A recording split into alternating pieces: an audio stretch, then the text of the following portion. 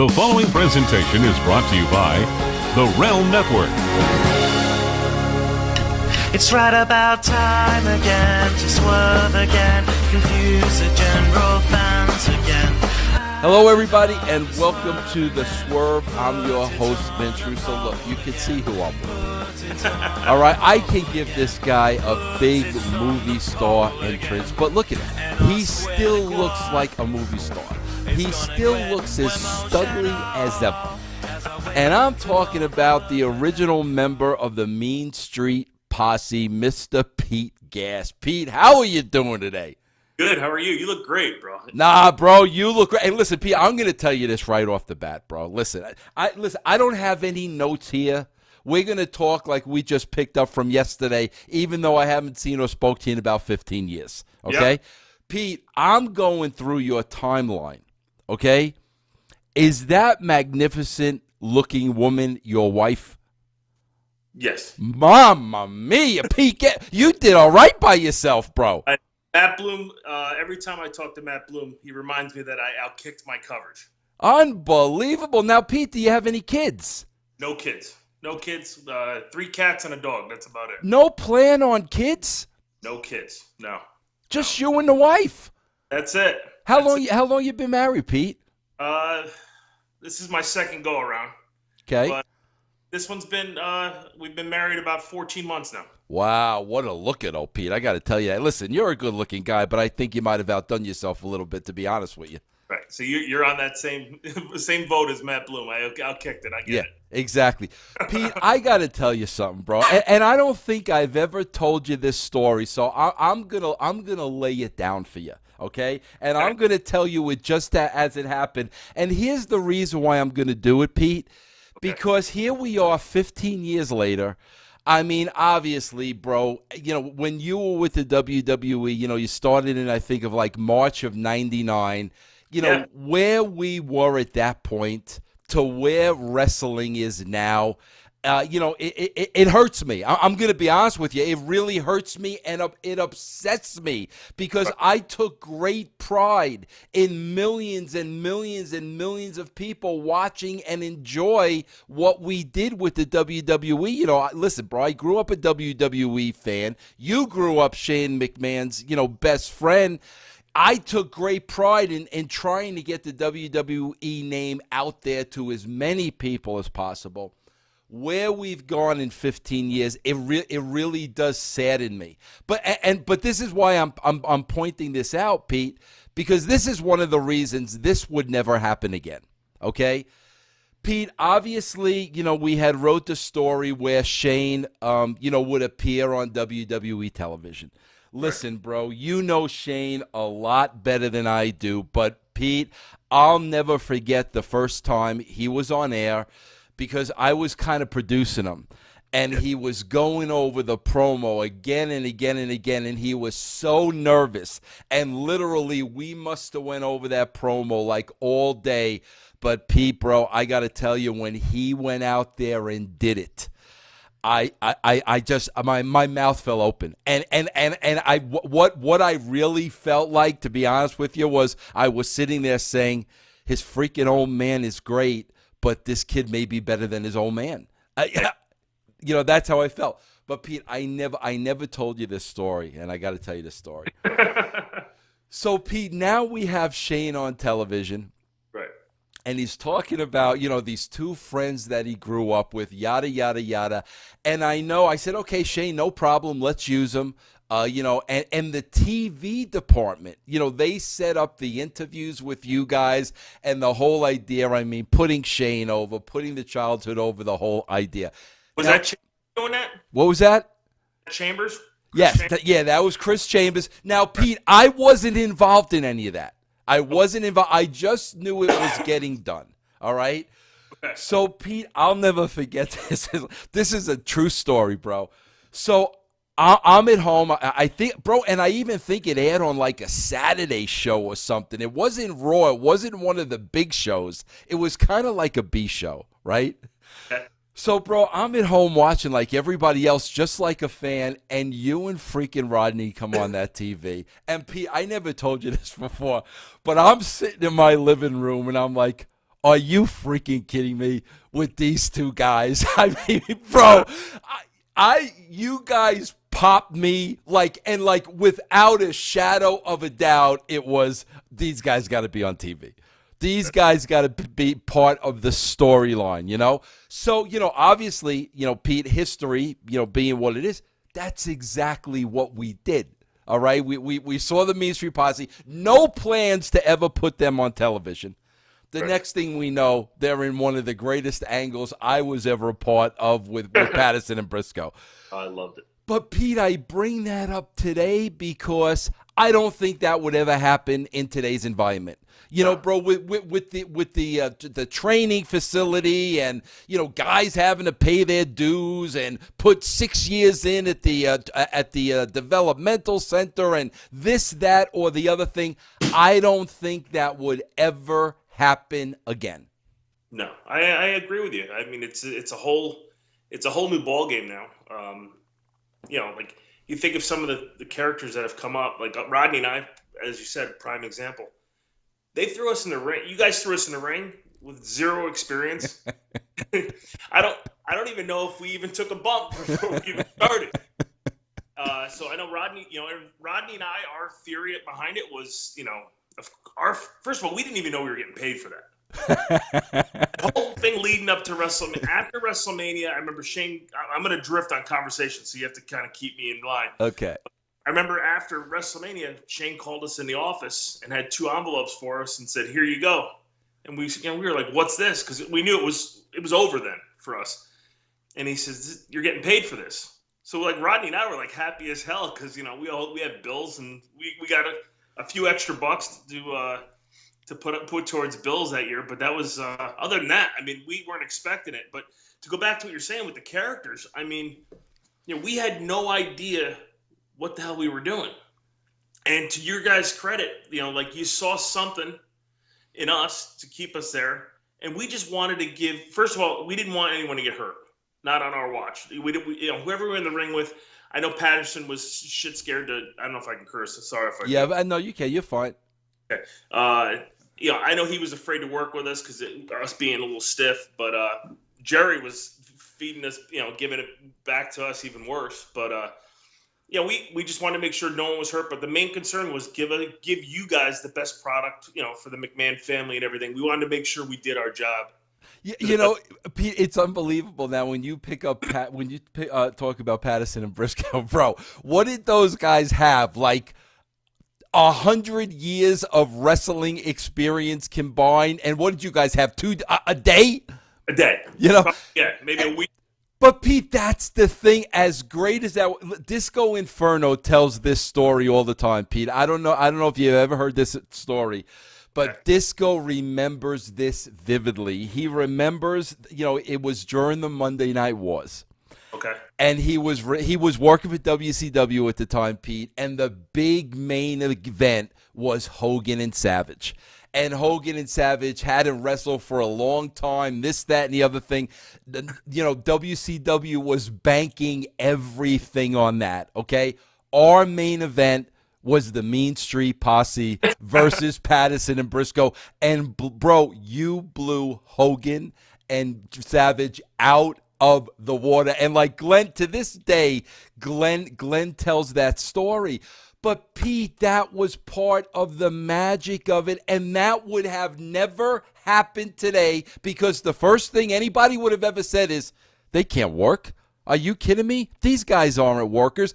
But, bro, that was the beauty of it. You weren't workers. You were Shane's friends who were coming to his aid. That's what we needed. But I just don't think in today's environment you could ever convince anybody of that. Why do you think, Pete, it's so different today? I think a lot of it has to do with how things are run upper management. I think it has to do a lot with now they're a publicly traded company. I feel like they have to do things a certain way. I'd love to sit here and blow smoke and say that I think the product's great right now. It's kind of hard to watch at times. It's kind of the same repetitive thing. The other thing, that I always thought with when you were writing and during that Attitude Era that has slipped from then till now are the storylines for a fact that you'll have a storyline that's going for a while, and all of a sudden, it just goes away. Mm-hmm. Where like, I'll give you a prime example with us.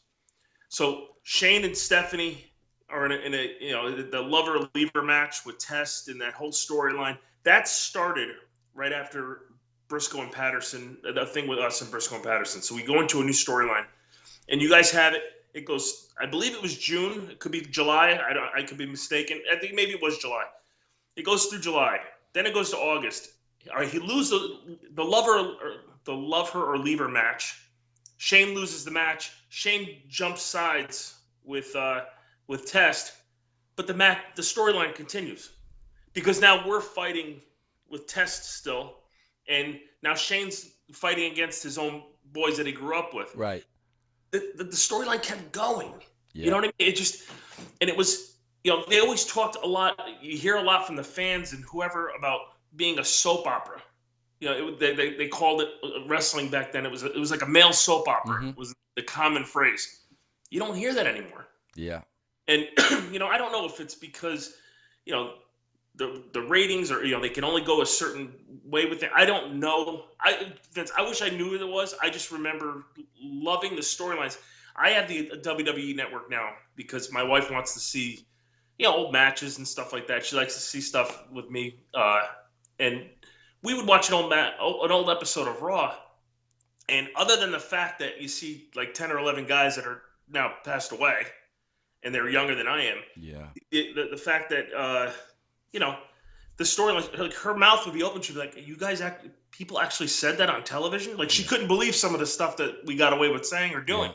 Yeah. But I mean, that's maybe what made the Attitude Era what it was. I don't know, but it's just not. I don't know. Well, what made it the way it was, Pete, was the stories and the characters were more important than the in-ring wrestling. Across the board, the characters and the stories were more important than the wrestling. In other words, the storyline dictated what the match would be. I think today they sit there and they say, okay, well, what two guys would have a great match, and then let's try to make a story out of that. If that's the way it was back then in the Attitude Era, nobody would know who you and Rodney are. It would have never happened. But, Pete, I got to ask you this question, bro. Knowing Patterson and knowing Jerry. Okay. Bro, what the frig was it like when these two, like, legitimate 1,000% legends, yep, when they're going over the match in the back with two absolute jabrones, like and you and Ron, like, bro, you gotta fill me in. Like, what was that like? I mean, Briscoe is so easygoing. Jerry's just happy to be there. Pat had to be burying me behind my back. He wasn't happy.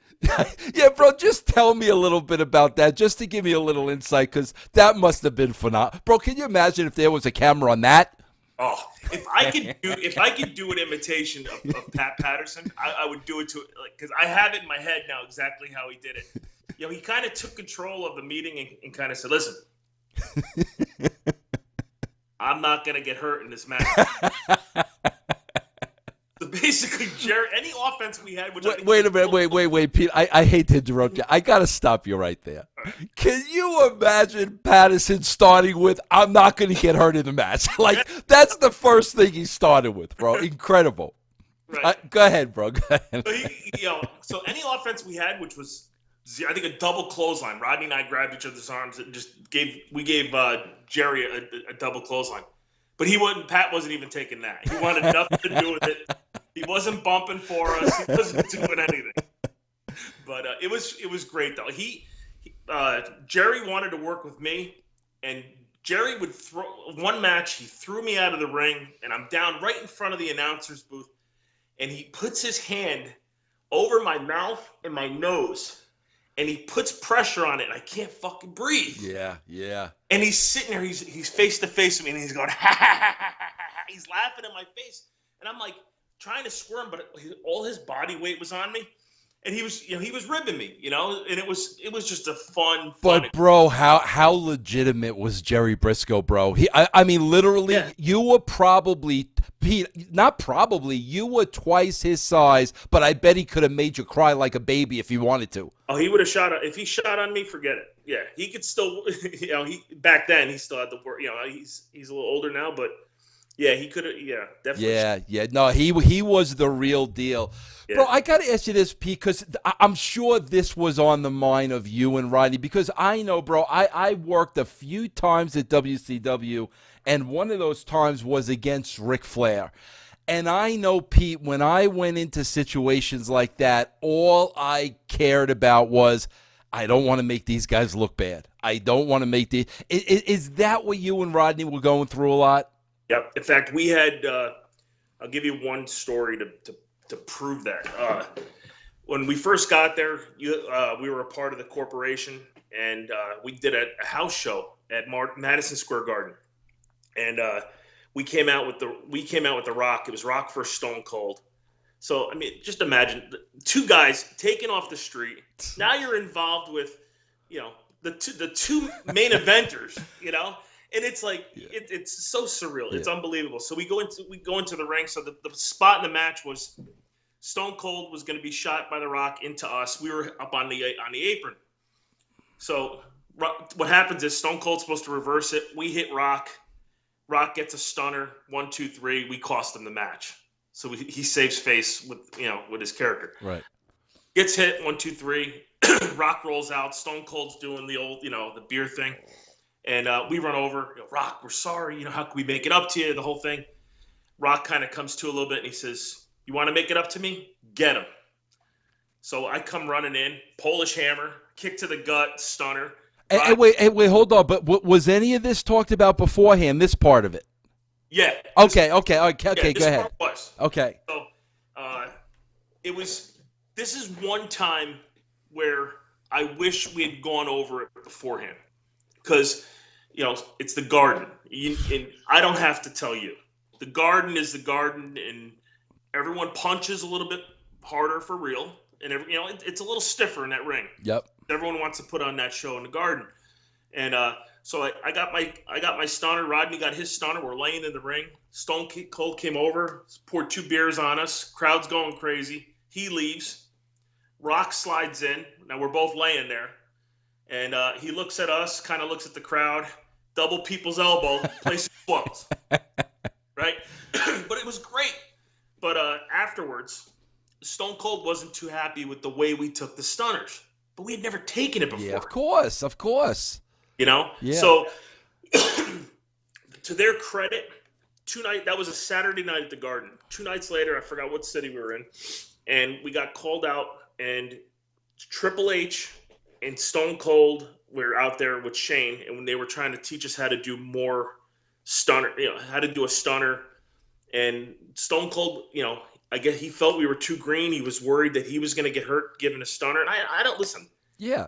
He's a big star, but I regret it so much because it could have helped our characters. If you're putting over Stone Cold, that would have been big for me. Yeah, Pete, I understand that. And listen, I understand, Steve, bro, there was nobody in the world that was a perfectionist like Steve. I totally get it. But, bro, you also have to understand with your characters, your characters wouldn't have known how to take a stunner. Right. You understand? So, it almost would have killed the gimmick a little bit where, all of a sudden, you guys would have looked like wrestlers, and right. that wasn't the storyline. So, I totally get where Steve's coming from, but Sure. I think, on the other side of the coin, I think if it was too polished, it could have hurt it a little bit. Right. Almost like, have you ever seen Vince take a stunner? Yeah, absolutely. It's more natural, almost like what someone would do. Yes, exactly. But obviously, it's Vince taking it, and I can understand why he was. I get it from standpoint. It's one of my biggest regrets leaving that business without ever having. Because I don't know where it could have went. Storylines could have been much more involved as we went on and things like that. I would have loved it. But don't get me wrong. We put over everybody in the company, which was great, and it was an honor to do. And if they called me today, I'd be out the door in 5 minutes with my bags packed. But as far as, like just having that opportunity was great. And I wish we could have done more, because as we ended up getting cut, which I'm kind of going way ahead of the conversation, we were finally ready to do all this stuff. Yeah. We were ready to go. Pete, I got to tell you, man, I almost, bro, went back in 2002. And, I was meeting Vince secretly, and keep in mind, bro, that between when Ed and I left in 1999 to 2002, sometime during that 2.5-year span or whatever, they kind of went from 2 writers to 20 freaking writers. Yeah. I don't know how that happened, but all I know is, Vince and I came to an agreement. And I basically said, okay, Vince, how are we going to let everybody know? And Vince was like, well, just show up at the pay-per-view and I'll tell everybody. And I basically said, Vince, I'm not doing that. That's not the right way to do it. Yeah. So he said to me, can you hang around till tomorrow? The writers are meeting. I'll bring you into the writers' room, right? And, Pete, I don't even know if you know any of this. I doubt you do. So I said, absolutely, no problem. Let's do this the right way. Well, I went back to the hotel room that night, and I got a call from Shane McMahon. Yeah. And Shane wanted to meet me for breakfast. And, Pete, I got to tell you, bro, I don't know why. I don't know what happened. But Shane was not a character on television at the time. And I sincerely, listen, this had nothing to do with him being Shane McMahon and his status. I genuinely felt this guy was one of the best freaking characters on the show. Yeah. And here I was, the guy wasn't on the show anymore. So I met with Shane for breakfast that day, and, bro, I could tell he was in my corner. I mean, he was so excited I was coming back. And, I told him, bro, I can't believe they're not using you. And, I had a whole storyline laid out. Eric Bischoff was not working for WWE at the time. And right. I pitched something to Vince. I'm like, bro, you got to hire Eric. Forget about all the back stuff. You got to bring him in. Bro, I had a great story for Vince, Eric, and Shane. So Shane was prominently going to be back. I'm sure you guys, no doubt, would have had a second life. But, bro, basically wrestling being what wrestling is, when Vince brought me in to meet with the writers, and the minute I got on the plane and went home, all these guys buried me to Vince because, quite frankly, if Vince Russo was there, their jobs were in jeopardy. I also don't think, just my opinion, Stephanie liked the idea of me coming back. I could tell that early on. Her and Hunter was starting to play for. I could see it developing. It was a different place, bro. But I can tell you, you guys were just scratching the surface. Literally, and like you said, man, you were getting to the point now of, okay, now we can go out there and do these things. Right. It just made no sense that Shane wasn't on TV. You guys weren't part of the product anymore. And obviously from there, I think it's taken such a spiral downhill, Right. After I left, I actually met with Brian Gerwitz. Mm-hmm. Because what happened was when we got released, about 6 months before we got released, were you working with Tommy Blanchard at all? He came in at the very, very tail end. So maybe a couple of weeks I was. Okay, he was great for our characters with that 24/7 rule, and we would be leaving an arena with our roller bags, and he'd be in the corner against the wall, like leaning up against the wall, like laughing his butt off, and he's like, "Hey, next week we're in Philadelphia, and Ringling Brothers is in town. We're gonna dress you guys like clowns, and we're gonna do awesome. Yeah, great stuff. But all right, going back to it, we just started. This is another thing you never see happen now.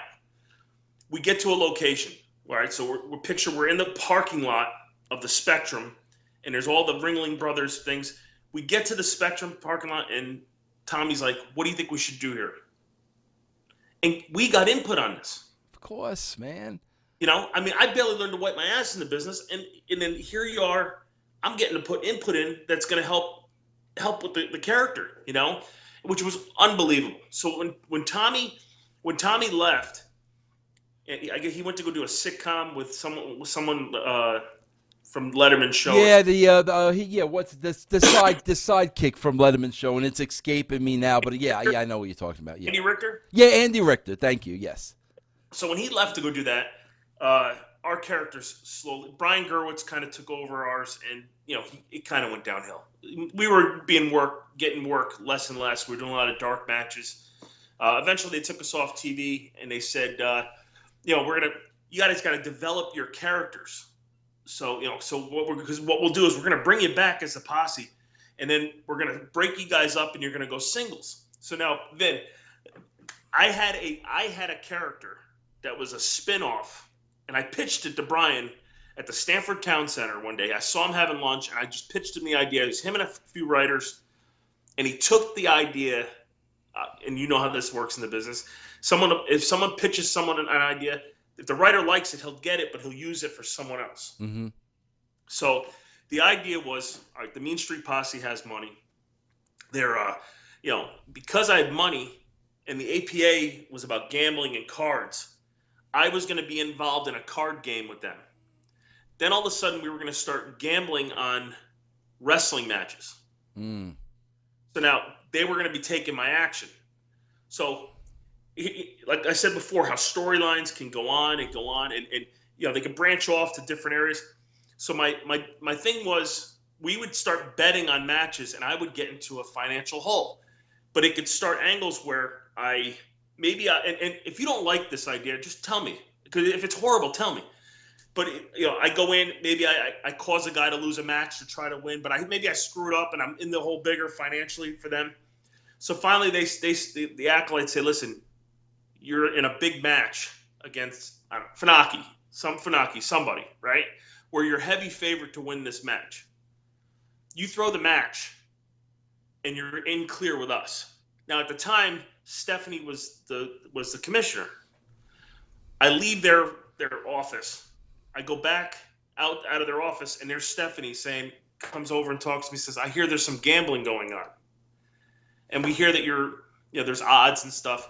If there's any funny business going on next week on Raw, you're out of the WWE. So now I'm torn. Do I get out of financial problems with the acolytes? Do I get kicked out of WWE? What do I do? And there's all these, there were other storylines that could be involved with it. I'm not saying have the entire company revolve around gambling. And maybe, it was the Attitude Era. That's, it was just edgier stuff. Yeah, That's and if it stunk, listen, it was just an idea.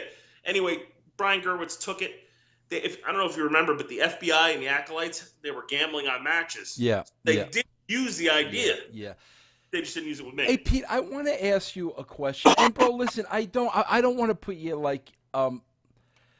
don't want to put you in an uncomfortable position, but I wouldn't be doing my job if I didn't ask you this, because literally, bro, I don't prepare interviews. I go with the conversation. And when there's something I'm interested in, I know people who listen to me are interested in it too. That's why I have to ask you.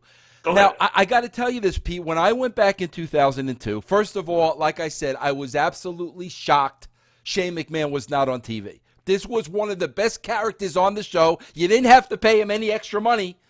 He was going to TV anyway. It was a no-brainer. At the same time, when I was meeting with the writers, Stephanie was not there. But I got called into the other room where Stephanie was on a speakerphone. And, Pete, I got to tell you, I had not spoken to Stephanie since I left. And that conversation I had with her, bro, she was treating me like the redheaded stepchild, talking down to me, really being disrespectful. And, bro, while I'm listening to her, I'm already now saying in my mind, this ain't going to work, man. Because how it was supposed to be set up was she was going to be in charge of everything. I was going to be beneath her, in charge of Raw and SmackDown. But when she had that tone with me, I could kind of tell something's wrong here. This ain't going to work.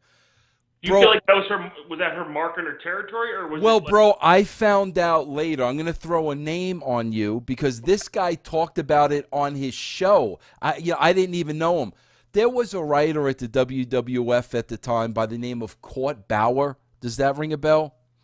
Well, he was a writer at the WWF at the time, and I found out later that, Shane was 1,000% in my corner.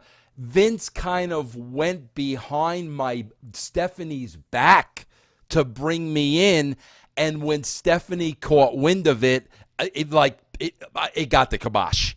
And and Vince, that was the end of it right there. So what I'm getting at, Pete, is with the talent Shane had, with the talent you guys had, do you think you might have gotten caught up in that a little bit without even realizing it? The fact that, now Shane was over here, Stephanie and Hunter were starting to work their way into creative. All of a sudden, Shane isn't on TV anymore. Do you think you might have, kind of got caught up with that without even realizing it? To be honest with you, it could have been, because I never once thought that until you just said it now, and I don't know. I don't know. That's the one thing I could say is we weren't really privy to a lot of information, so I don't really know. Then looking back, maybe I don't know. Yeah. Because I don't know what happens with Shane. Shane kayfabes a lot of stuff. Of course, absolutely. Yep. He would never tell us stuff going back when we were kids. Trying to find out. We couldn't wait for a pay-per-view. Like, hey, who's going to win this pay-per-view? He's like, oh, you got to watch. Right. But then with regards to why Shane left, the most commonly asked question to me is, why did Shane leave? I don't know. Yeah. True. I don't know. Everyone has a theory on things. Is it all tied into this? I don't. I mean, you kind of speculate, but I don't really have an answer to that, because he keeps everything so close to the vest, and it's just his personality, and he kayfabes, and just look, I just know Shane wants to be very successful in anything and everything he does, whether it's being a mid-card match on a pay-per-view and ends up stealing the show because he jumps off a Titantron, or whatever it is. It's always larger than life, whatever he does. And I know that listen, he's as great of a friend as he is to me, and he's been there for me for years, and I've been there for him for whenever he needed me. He when certain things come, he just keeps everything so close to the vest. I don't know. Pete, are you still tight with him? I am. Bro, does he still live in Connecticut? No, he lives in Manhattan. Okay, all right. Now, Pete, I know, bro. I don't know exactly how it went down. I know there was some kind of a falling out, like with you guys. I mean, was that Rodney? I know something happened between the three of you. No, I think what happened was,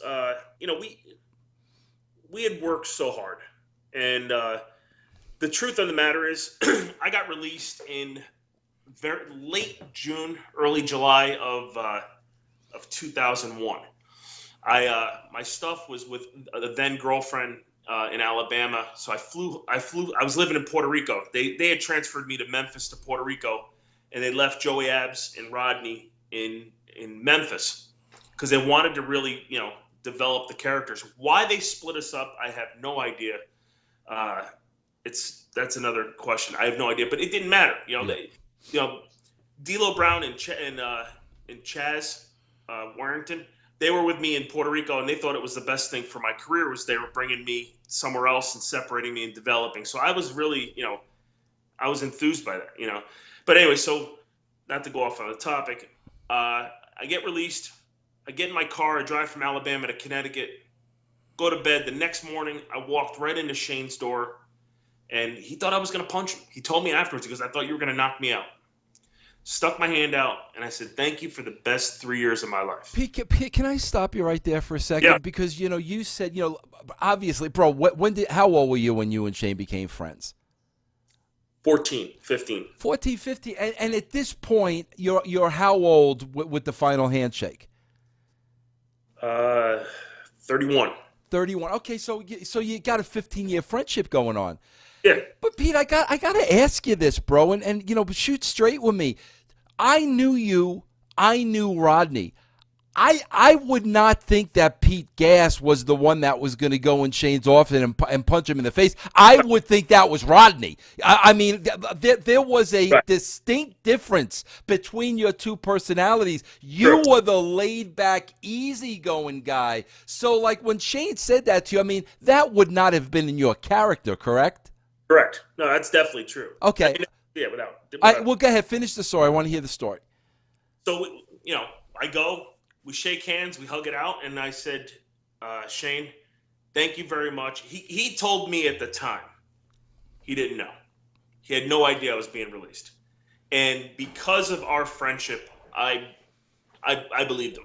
I mean, he was my boy, or he is my boy, and so I was okay with that answer. And so years later, he told me, we were in a very relaxed setting. He said, no, he goes, to be honest with you, I knew about it.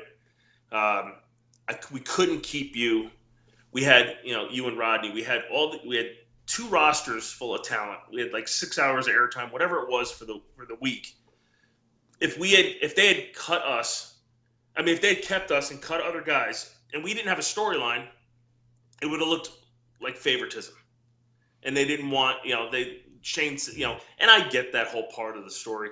I had just wished there was someplace else we could have went. Yeah. JR told us that we were going to go to, they were going to contact Dr. Death. We were going to go to Japan. I actually got a call from Chris Benoit the day after I got released. And I'll never forget this. And Chris Benoit said, Pete, he goes, I'm telling you, you've gotten so much better from the point where we started, when he started with WWE or WWF at the time to then, he said, don't quit. He goes, you've gotten really good. So that kept my motivation going. And I appreciated that with him. And Jeff Jarrett was going to do a tour. He was going to go to Australia for 10 days. We were going to come back. Then we were going to go home. We were home for 2 weeks, and we were going to go to Europe, and this whole thing. And then 9/11 hit, and it was literally supposed to be about 2 or 3 weeks after 9/11, and it just completely ruined the whole tour was off. No one was spending money. Indies weren't putting on shows. The whole thing, and it just kind of went downhill from there. But going back to my original question, you said you had a handshake with Shane, everything was okay. Yeah. I had asked if there was a falling out because that's what I remember happening. Was that on Rodney's side then? So Rodney was upset. Yeah, I could see you guys handling it differently. I mean, I knew I know the personalities. So did he call Shane on it, like kind of on the spot? I think what Shane did was Shane reached out to both of us via phone. Like I got a call. I got released. It was a Wednesday. Rodney got released on a Tuesday in Memphis. They sent Bob Clark down to basically. They were calling guys in one by one, and they were. You were going into a room, and you were either going to Louisville or you were going home, and that was it. So guys like Lance Cade, Daniel Bryan. A bunch of guys, those guys were going. They were going off to Louisville. Now Joey Abs, I believe, got asked to be a trainer, and why he turned it down, I have no idea. Yeah, but he did. So I get a call from Joey Abs. I'll never forget. I was just leaving the beach when I was living in Puerto Rico. I went to work out, and I get a call, and Abs said, "Hey, he had that Southern accent, which made no sense for him being in Greenwich, but that's a whole." He said. He says, "Hey man, can I need to hear your voice because you're the only thing that make me laugh right now." So I said, "What happened?" I thought maybe something at home, whatever. He said, "No." He goes, he goes, "Bob Clark's pulling us in one by one and chopping our heads off." And I was like, "No way." So then he handed the phone to Rodney, and Rodney sounded like, he had sounded like, he lost his puppy. He sounded horrible. Yeah. And he goes, "Yeah, I just got released." And I said, "I'm sorry," So that next day, that night, I got released on a Thursday because it was Wednesday. Me, Chaz, and D'Lo were driving to a show, and I'm in the back seat, and I just said, man, I'm going to get cut. And they said, they're like, no, you're not. You're in Puerto Rico. They're in Memphis. You got to understand, you're not the Mean Street Posse anymore. You're just Pete Gas. And, they made me feel better. We did the show. Next day, I get up, I work out. I walk to the grocery store. It's a mile away. I got bags of groceries. And phone rings. And I look at my phone, and it says Bob Clark. And I went, son of a bitch. I was so mad. And I put my groceries down. I said, hello. And he goes, hey, Pete, it's Bob. And he goes, is it a bad time? And I said, I'm just walking with groceries. He's like, oh, I'll call you back. I said, just give me the goddamn news. Yeah. He goes, well, we're making some changes, and we're gonna we're gonna put you in contact with Dr. Death, and we're gonna send you off to Japan, and we don't want you to stop the business because and the whole smoke blowing thing, and but go ahead. What was Dennis's name? Talent relations, Dennis. I can't think of his name. Oh, I know who you're talking about, bro, and I can't remember. I know exactly who you're talking. Brent. Dennis. I had spoken to Dennis, probably 10 days before this conversation took place, and he had Percy, Paul Bearer, was scouting. He came down, and he was watching all. He went there. He was spent like a week with us or something like that, a long week or whatever it was, and then he said to me, he's like, Pete, I can't believe how much you've improved. And he says, I'm definitely going back to the office with this report. So then, like I said, a couple days after that, I called Dennis Brent. Yeah, Brent. Yeah. I don't know why it just hit me. Yeah. So Dennis Brent says to me, he goes, Pete, we're going to have you there for about another month or two. Now, Shane is with WCW. He said, we're going to have two separate entities, and we're going to have them. The storyline is going to be basically they compete against each other or whatever. There's going to be whatever. They were going to have two separate shows. So I was happy as hell because I just all it did. I'm a positive guy, so as I'm kind of laid back, but like I feed off that. So that made me work even harder, breaking my butt. So then all of a sudden, this all takes place, and it's like they just don't tell you what's going on until the last minute, whether he knew or not, whatever. Peter, you still tight with Rodney today? I am very. And where's Rodney at these days? Rodney's he lives in Jersey. Okay. He's making prosthetics, bro, if you believe that. Is he really? Yeah. Pete, I got to ask you this, bro, because listen, I would assume, I'm going to make an assumption here, but I think I'm pretty safe making an assumption, okay? Okay. You two growing up, about 14, 15 years old, you become friends with Shane.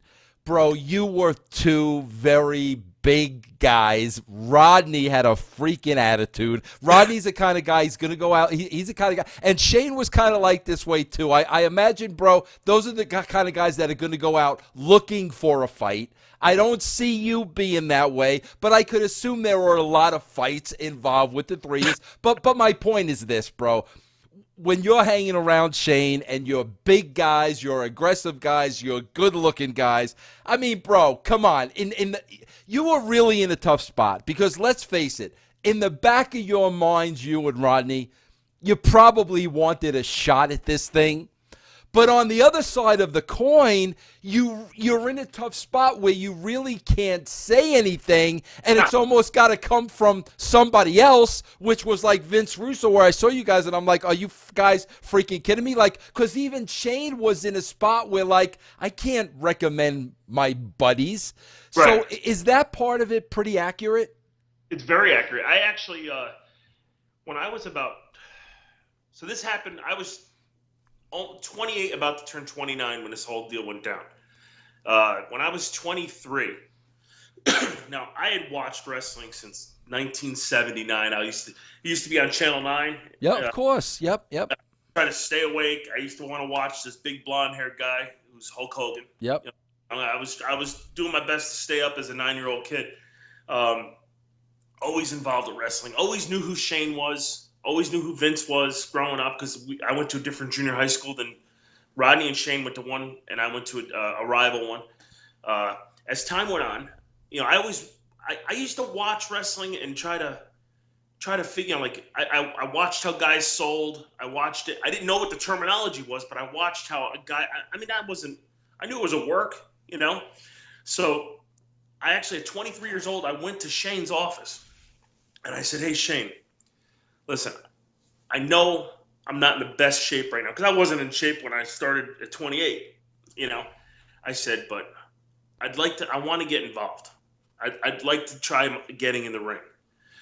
And I'll never forget it. We're in Shane's office, and he says, you don't want to do this. He says, you don't. He says, the odds of you making it, he goes, Pete, I can't. He basically was telling me, I can't give you favoritism because of who you are. But I said, I just want to contact. I just want to push me in the right direction. He says, he goes, you got to pay your dues. He says, you don't understand. You're going to go work for $25 a night. He goes, you can't have a job because you got to leave early. Critically acclaimed producers Kayfabe Commentaries bring you the most candid shoot interview ever with Sabu, nephew of the legendary Sheik. Would your aunt be talking business? Of course. With the Sheik? Oh, yeah. And Carney. She can speak Carney better than me. That's amazing. Yeah. Prepare to explore the darkest corners of the man behind Sabu. I would have stopped pain pills entirely if I was out of pain. Because I've been a little too long at the dance myself. You feel now you've been too long at the dance? Breaking Kayfabe with Terry Sabu Brunk, now available on DVD and on demand at shootinterviews.com.